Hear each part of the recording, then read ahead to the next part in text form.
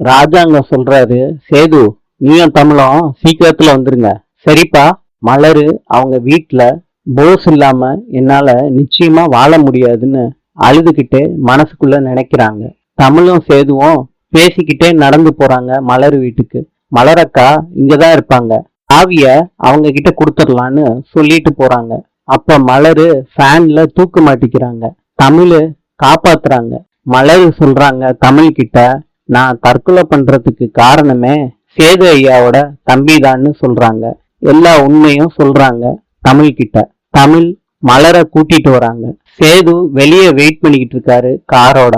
சேது கிட்ட மலர் சொல்றாங்க, நானும் போஸும் ஒருத்தர் காதலிச்சோம், எங்களுக்குள்ள எல்லாம் முடிஞ்சு போச்சுன்னு சொல்றாங்க. இதை கேட்ட சேது கடுப்பாயிட்டாரு. நீ விருப்பப்படுறவன் கூட நான் உன்னை வாழ வைப்பேன்னு சேது சொல்றாரு மலர்கிட்ட. இன்று குவைத்தின் நாணயம் தினார். நாளை சந்திப்போம்.